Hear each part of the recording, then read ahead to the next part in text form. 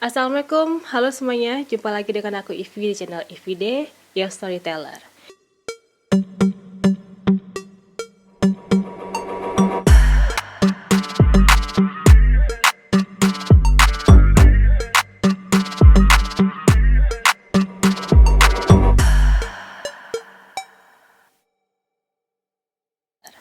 Ya, seperti yang kita ketahui bersama, belakangan itu lagi viral banget pemberitaan tentang kasus kekerasan seksual yang diduga dilakukan oleh seorang pria bernama Julianto Eka Putra atau yang bisa dipanggil dengan Kojul.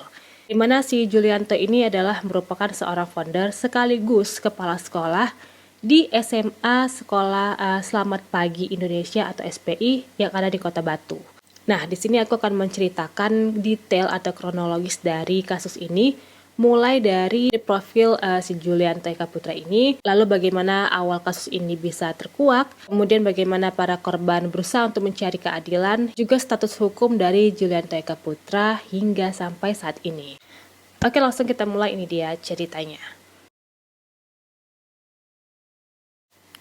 Julianto Eka Putra, seorang pria kelahiran Surabaya 8 Juli 1972, yang berprofesi sebagai pebisnis, praktisi, dan motivator yang mendirikan Sekolah SMA Selamat Pagi Indonesia atau SPI di Kota Batu, Provinsi Jawa Timur. Setelah lulus kuliah, Julianto bekerja sebagai karyawan di sebuah bank, sambil berjualan berbagai macam produk seperti madu, keripik, dan juga menjalankan bisnis MLM hingga berhasil mengambil alih bisnis MLM tersebut bersama dengan keempat orang rekannya. Berkat keberhasilannya menjadi seorang pebisnis yang sukses, Julianto pun jadi dikenal oleh banyak orang sehingga dia sering diundang menjadi pembicara di berbagai macam acara. Kebanyakan dia diundang sebagai motivator, bahkan Julianto pernah sukses memberikan motivasi kepada ribuan orang di dalam suatu acara. Setelah berhasil menjalankan bisnisnya pada tahun 2003, Julianto mendirikan sekolah gratis yang dikhususkan untuk anak-anak yatim piatu dan kaum duafa yang diberi nama Sekolah Selamat Pagi Indonesia. Sekolah ini berkonsep asrama, di mana para peserta didiknya tinggal di asrama yang ada di lingkungan sekolah tersebut. Tahun 2007 pada saat pembangunan sekolah telah selesai, mereka mulai menerima peserta didik baru. Peserta didik di SPI terdiri dari berbagai macam anak yang berasal dari suku, ras, dan agama yang berbeda. Ya, jadi SPI ini adalah sebuah sekolah SMA di mana para peserta didiknya itu semuanya, kalau nggak anak ya yatim piatu atau mungkin keduanya ya yatim piatu, itu juga ada yang berasal dari keluarga yang tidak mampu, di mana orang tuanya itu sulit menyekolahkan anaknya karena terkendala biaya, sehingga disekolahkan di sini karena sekolah SPI ini tidak memungut biaya sama sekali alias gratis. Nah, di sini murid-muridnya selain belajar tentang pengetahuan umum ya, yaitu mata pelajaran yang biasa diajarkan sesuai kurikulum pendidikan, mereka juga diberikan life skill, di mana mereka diajari cara beternak, cara membuat produk pangan, berdagang, hingga mengelola bisnis. Jadi lingkungan SPI ini kan luas banget ya itu tanahnya. Dan di sana selain terdapat sekolah SMA Selamat Pagi Indonesia ini, ada juga didirikan hotel sebagai bisnis sampingan. Dan anak-anak didiknya itu diajari atau dipekerjakan untuk mengelola tempat tersebut. Nah, dengan ini semakin dikenallah Julianto Eka Putra ini sebagai seorang pebisnis handal dan juga orang dermawan, hingga ia mendapatkan nominasi sebagai Geek Andy Heroes di tahun 2017 dan terpilih hingga mendapatkan penghargaan Geek Andy Heroes di tahun 2018. Oke, pada saat awal-awal kasus ini mulai di blow up di media, ada dua orang yang sampai saat ini dikenal yang menjadi perwakilan dari para korban, dan mereka ini kita sebut aja sebagai Mbak A dan juga Mbak B ya.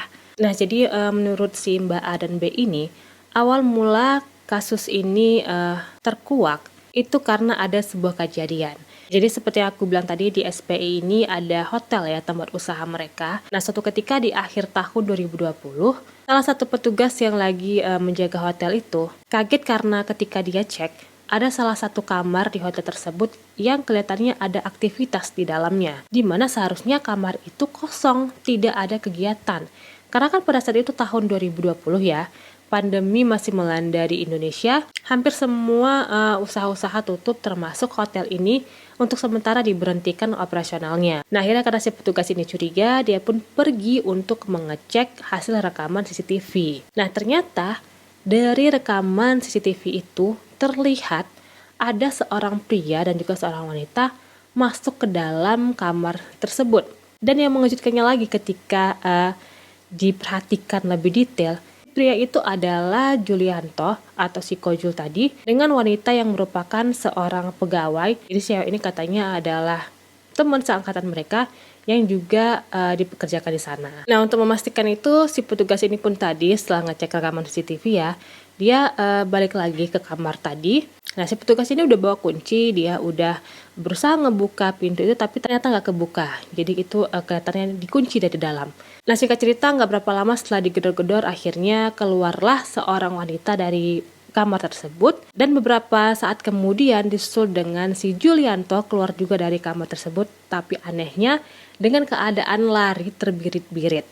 Nah, ternyata hasil rekaman CCTV ini ya, itu kesebar sama penghuni SPI yang lainnya. Dan tentunya hal ini membuat seluruh orang yang ada di sana itu kaget ya. Ya akhirnya karena masalah CCTV ini sudah menghebohkan hampir seluruh penghuni di SPI, beberapa waktu kemudian pihak SPI ini mengumpulkan beberapa orang perwakilan dari penghuni SPI untuk memberikan klarifikasi. Ternyata hal ini menjadi jalan untuk terbongkarnya masalah lain yang lebih besar yang selama ini sudah terjadi bertahun-tahun di sana. Jadi menurut pengakuan si Ba dan Babe ini, malam setelah mereka dikumpulin dan diberikan klarifikasi, mereka itu juga ngumpul di tempat lain dan mereka itu saling cerita.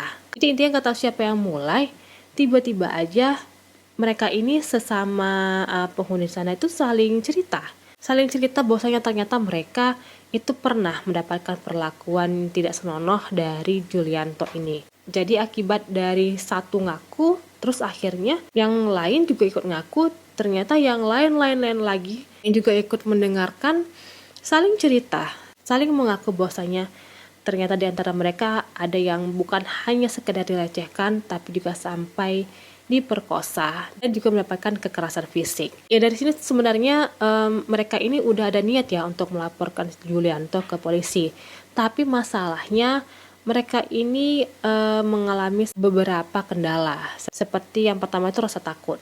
Ya wajar lah kalau mereka takut ya, karena ini kan bukan masalah yang sepele. Ini adalah suatu masalah besar yang merupakan aib pula gitu kan, dan gak semua orang itu punya mental yang cukup kuat untuk mengungkap kasus ini. Ya lalu kemudian pada bulan Maret tahun 2021, sekitar 3 bulan dari semenjak kasus CCTV tadi itu booming, 2 orang perwakilan dari para korban yaitu si Mbak A dan si Mbak B pergi ke Komnas Perlindungan Anak untuk meminta bantuan mengungkapkan kasus mereka pada pihak kepolisian. Nah, sampai di sana mereka ketemu dengan Bapak Aris Merdeka Sirait, lalu mereka menyerahkan sejumlah dokumen-dokumen dan juga bukti-bukti pendukung dari kasus yang mereka adukan. Pada akhirnya dokumen tersebut dia terima, tapi ternyata dia diam-diam menyelidiki kebenaran dari dokumen tersebut selama 2 bulan. Akhirnya setelah 2 bulan kemudian, Pak Aris ini menyatakan bahwasanya benar dokumen yang diserahkan oleh para korban kemarin itu dapat dipertanggungjawabkan kebenarannya. Akhirnya Pak Aris Merdeka Sirait ini pun berani untuk mendampingi para korban melaporkan kasus ini kepada pihak kepolisian. Nah jadi ini ternyata total korban yang mengaku pernah mendapatkan perlakuan pelecehan atau kekerasan seksual oleh Julianto itu jumlahnya mencapai 40-an orang.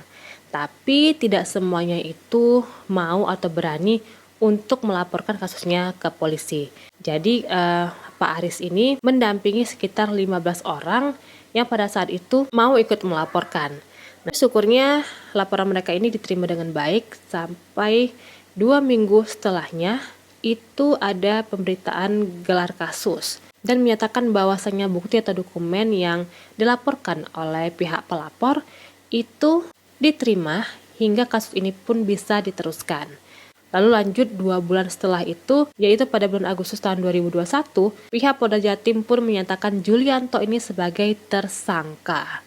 Sidang perdana pun digelar pada hari Rabu tanggal 16 Februari tahun 2021, yaitu 7 bulan sejak Julianto ditetapkan sebagai tersangka di Pengadilan Negeri Malang. Hingga setahun lebih kemudian, yaitu di tahun 2022 ini, sudah terdapat total 19 kali persidangan dan statusnya naik dari tersangka menjadi terdakwa Namun Julianto tidak juga ditahan. Padahal menurut Bapak Aris Merdeka Sirait, Julianto ini seharusnya ditahan karena dia mendapatkan ancaman hukuman 15 sampai dengan 15 tahun penjara. Apalagi pihak JPU pun sebenarnya sejak persidangan kedua sudah mengajukan permohonan penahanan. Namun ternyata dikatakan bahwa hal ini sudah mutlak keputusan dari hakim dan tidak dapat diganggu-gugat. Alasannya, lantaran Pengadilan Negeri Malang menilai Julianto pada saat itu sangat kooperatif. Ya dikarenakan persidangan ini yang berjalan sangat alot ya, sudah setahun lebih, bahkan sampai sudah melalui 19 kali persidangan, tapi si Julianto ini tidak juga dikunjung ditahan, maka para korban pun mulai memikirkan cara lain gimana caranya agar mereka bisa mendapatkan keadilan. Nah, salah satu caranya adalah dengan mereka mulai memberanikan diri untuk speak up di mana-mana. Jadi aku pertama kali melihat wawancara mereka itu di Cokro TV. Lalu beberapa hari kemudian muncul di podcastnya Om Deddy Corbuzier, sampai terakhir yang aku lihat mereka di YouTube-nya Denny Sumargo. Nah, ini nih yang membuat kasus ini tuh semakin menarik tapi juga semakin membuat emosi. Agak lain daripada yang lain ya. Jadi setelah si para korban ini memberanikan diri untuk speak up, muncul pula perwakilan dari sekolah SPI di channel YouTube-nya Denny Sumargo untuk memberikan klarifikasi.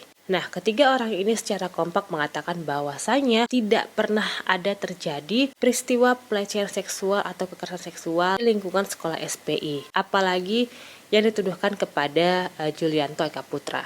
Ya karena itu adalah pendapat pribadi mereka ya. Makanya aku nggak bisa mengomentari hal itu, tapi ada beberapa statement atau perkataan yang dikeluarkan oleh ketiga wanita ini yang mana membuat aku sebagai seorang wanita, sebagai seorang ibu merasa cukup kecewa. Jadi kayak yang pertama, ini Mbak yang tengah namanya Mbak Dila. Dia mengatakan bahwasanya beliau tidak percaya korban mengalami trauma. Di sini mengatakan si Mbak A ya. Karena si Mbak A ini punya pacar dan sudah menjalin hubungan sejak tahun 2013 sampai 2021. Bahkan katanya si Mbak A ini dan pacarnya mau menikah. Gimana ceritanya trauma kalau pacaran dari 2013 sampai 2021 terus mau nikah? Traumanya ada di sebelah mana? Katanya. Ya, jadi begini ya. Aku bisa dibilang bukannya banyak tahu, tapi ada beberapa orang yang aku tahu bahwa mereka di masa lalunya itu pernah mengalami pelecehan seksual atau kekerasan seksual. Namun ketika mereka semakin beranjak dewasa, mereka menjalani kehidupan seperti layaknya orang-orang normal pada umumnya. Ya karena kehidupan tetap harus berlanjut kan.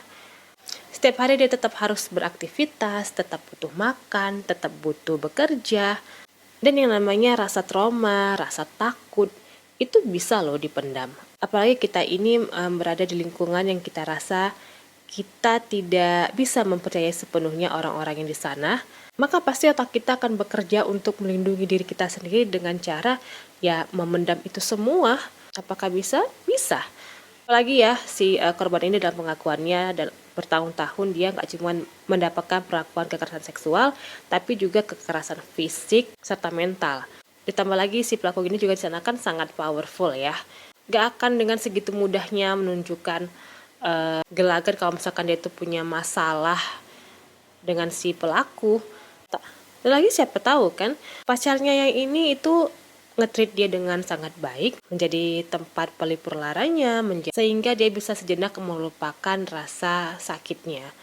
Jadi ya tentu aja walaupun ada orang yang pernah mengalami kasus kekerasan seksual, itu bukan berarti membuat dia tidak bisa menikah atau berhubungan dengan lawan jenisnya di masa depan. Nah terus yang kedua nih si Mbak Saidah yang ngakunya teman dekat si Mbak A. Berarti kalau bahasa gaulnya sekarang itu adalah bestie ya. Ini dia ngakunya sebagai bestinya si Mbak A dari mulai masih di bangku sekolah. Jadi ketika ditanya sama Bang Densu, pernah cerita nggak dia? Dan dijawab nggak ada. Dia nggak pernah menunjukkan kesedihan, tidak pernah menunjukkan kalau dia stres, tidak pernah menceritakan kalau dia ada dalam masalah, kecuali masalah dengan keluarganya. Ya oke, gini ya, aku tuh membayangkan misalkan yang terjadi sama aku. Dimana ya aku dalam real life-ku juga punya lah ya namanya bestie gitu. Nah, kalau misalkan ini posisinya aku jadi kasih Mbak Saida, terus sahabatku itu sebagai korban ya. Tiba-tiba aku tuh dapat kabar bahwasanya sahabatku datang ke Komnas Perlindungan Anak, datang juga ke kantor polisi untuk mengadukan bahwasanya dia pernah mengalami kekerasan seksual yang dilakukan oleh orang terdekat mereka sendiri. Tapi si sahabatku ini gak pernah sebelumnya cerita apapun samaku perihal kasus tersebut. Hal pertama yang terlintas di kepalaku tuh pasti adalah, kenapa ya dia gak pernah cerita sama aku? Pastinya aku akan mempertanyakan dulu tuh, kenapa dia bisa sampai gak mau cerita sama aku? Apakah dia mungkin tidak percaya denganku? Ataukah mungkin ada masalah lain atau kenapa? Dan pasti setelah itu aku akan jumpai dia. Aku akan tanya dia, aku akan interogasi dia. Apa benar kamu punya masalah kayak gini? Kalau emang benar, itu kapan kejadiannya, di mana, dan apa buktinya? Nah setelah itu kalau misalkan dia mengiyakan bahwasanya kasus itu benar jadi sama dia, sebagai sahabat, aku pasti akan langsung pasang badan buat dia. Aku pasti bakalan bilang, mari kita berjuang sama-sama, walaupun aku bukan korban, walaupun aku tidak pernah selama ini dengar desas-desus kasus ini, tapi karena aku sahabatmu maka aku mendukungmu. Mau urusan kamu itu benar atau enggak, itu bisa dibuktikan belakangan. Tapi sebagai seorang sahabat, hal yang pertama aku lakukan adalah pasti memberikan dukungan moralku ya kepada sahabatku. Karena menurutku logikanya, kalau kita udah bersahabat dengan seseorang, itu pasti ada timbul yang namanya rasa sayang, rasa untuk mau melindungi orang tersebut, rasa untuk mau berbagi. Dan karena juga selama ini ya seperti itu yang terjadi antara aku dan sahabatku ini. Kalau aku ada masalah, dia pasti akan berdiri untuk aku, dan begitu juga sebaliknya. Jadi makanya ini aku heran waktu si Mbak Saidah ngakunya sahabatan, bestie banget sama si Mbak A, temen segeng, satu hari 1x24 jam bersama-sama. Giliran temennya terlibat masalah, bukannya dimintain dulu buktinya atau gimana-gimana, tapi malah ngomongin sahabatnya sendiri dan menggiring opini di channel YouTube-nya orang. Terus juga ini pernyataan dari Bu Kepsek ya. Saya ini lagi-lagi sebagai seorang perempuan, sebagai seorang ibu yang mempunyai anak perempuan juga, ya kecewalah waktu dengar jawaban ibu ketika ditanya sama Bang Densu, kalau ternyata terbukti Bapak JE itu melakukan dan ada buktinya yang jelas, kalian akan bela dia atau tidak? Kenapa jawaban ibu malah saya akan memastikan sekolah tetap berdiri, bla bla bla bla bla bla. Sampai ditanya ulang nih sama Bang Densu. Karena pertanyaannya nggak langsung dijawab iya atau enggak. Ditanya ulang lagi. Ya, tapi sikap yang akan dilakukan apabila JE terbukti bersalah, apakah kalian bersetuju atau tidak? Atau kalian akan tetap membela? Apa sikap yang akan kalian ambil? Terus si Bu Captain ini sempat jawab dikit, yang jelas gitu kan, tapi terus keburu dipotong sama si Mbak yang tengah itu, si Mbak Dila itu ya. Dia ngejawab katanya ya kalau misalkan terbukti silahkan dihukum gitu kan, bla bla bla. Walaupun sama juga nggak secara tegas mengatakan iya atau enggak ya gitu, tetap mau berdiri untuk si Julianto ini. Ya kenapa ibu tidak mau dengan jelas menjawab pertanyaannya dengan jawaban iya atau tidak gitu. Karena kesannya jawaban ibu itu kayak ya ibu masih mau ngebelain dia gitu. Sementara ini tuh kasus yang serius loh Bu. Kasus pelecehan atau kekerasan seksual. Di mana korbannya itu juga bukan cuma satu tapi juga puluhan. Dan diikuti juga dengan kekerasan fisik juga mental. Saya nggak tahu mungkin kalian 3 wanita ini nggak sadar ya, bahwasanya apa yang kalian lakukan ini itu dapat membuat yang masih belum berani speak up menjadi makin takut untuk speak up. Karena apa? Ya beginilah itu contoh lingkungan sekitarnya. Jadi ya jangan heran kalau misalkan di luar sana itu masih banyak sekali kasus-kasus pelecehan atau kekerasan seksual yang belum terungkap. Kalian semua kompak mengatakan tidak pernah melihat, tidak pernah mendengar, tidak pernah tahu bahwasanya ada terjadi kejadian itu. Well, tidak pernah melihat, tidak pernah mendengar, atau tidak pernah tahu bukan berarti kejadian itu tidak pernah ada. Bisa jadi ada tapi disembunyikan dari kalian. Pada Senin tanggal 11 bulan Juli lalu, 5 hari setelah video wawancara para korban di podcastnya Deddy Corbuzier ini viral, akhirnya tersebar berita bahwa Julianto Eka Putra ditahan. Kalau menurut pernyataan dari Kepala Kejaksaan Tinggi Jawa Timur, Julianto ini ditahan setelah pihaknya mengajukan permohonan penangkapan untuk yang kedua kalinya. Dikarenakan para korban selama ini mengaku mendapatkan berbagai macam ancaman, intimidasi, dan juga teror dari Julianto agar tidak memperpanjang kasus ini di persidangan. Dan akhirnya, Pengadilan Negeri Malang pun mengabulkan permohonan tersebut sehingga di tanggal 11 Juli lalu, Julianto ini ditangkap di kediamannya yang ada di Surabaya. Bahkan nih ya, kata pihak kepolisian, pada saat ini ditangkap di rumahnya, itu ada perlawanan dari si Julianto yang sendiri. Tapi karena pihak kepolisian itu membawa banyak banget personil ya, katanya sampai 3 kompi, Julianto ini pun gak berkutik hingga akhirnya merelakan dirinya untuk diboyong ke Lembaga Pemasyarakatan kelas 1 Lowokwaru di Malang. Nah, tapi nih ya, penahanan ini tuh sifatnya hanya sementara sampai dengan 30 hari ke depan sambil menunggu sidang putusan yang akan dilaksanakan pada tanggal 20 Juli ini. Di mana di sidang ini nantinya akan diputuskan apakah si terdakwa Julianto Eka Putra ini dinyatakan terbukti bersalah atau tidak oleh hakim. Kalau bersalah dia mendapatkan hukuman apa? Tapi kalau dinyatakan tidak bersalah ya dia dibebaskan. Ya, menurutku kita sebagai masyarakat harus mengawal kasus ini ya.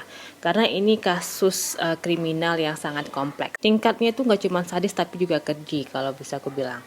Ya karena korban-korban yang ini nggak cuma dilecehkan, mereka juga mendapatkan kekerasan fisik, kekerasan mental, dan itu dilakukan pada saat mereka ini masih di bawah umur pula. Ya oke, sekian dulu videoku kali ini, panjang banget. Cukup pusing juga sebenarnya, tapi aku merasa punya beban moral untuk ikut menyuarakan kasus ini. Mari kita berdoa semoga kasus-kasus kayak gini tuh nggak akan pernah lagi terjadi dimanapun, karena kasus kekerasan seksual ini bisa dibilang semakin lama semakin memuncak. Setiap hari kita bisa ngedengerin 2-3 kasus ya di berita. Itu masih diberitakan. Gimana dengan di luar sana yang tidak pernah tersorot sama media, yang nggak pernah dilaporkan, yang nggak pernah diceritakan sama korban. So sebagai orang tua, sebagai seorang ibu yang punya anak ya, sekarang nggak cuma anak cewek, anak cowok juga sama loh, riskan untuk menjadi korban pelecehan seksual. Ya kita berdoa berharap semoga semua predator seksual di muka bumi ini musnah, hingga anak-anak kita aman dari predator seksual. Terima kasih kalian sudah nonton. Jangan lupa untuk berikan pendapat kalian, komentar di bawah. Jangan lupa share juga. Ya mohon maaf kalau misalkan tadi ada kata-kataku yang salah atau agak menyinggung. Sampai jumpa di videoku yang lainnya. Assalamualaikum, bye.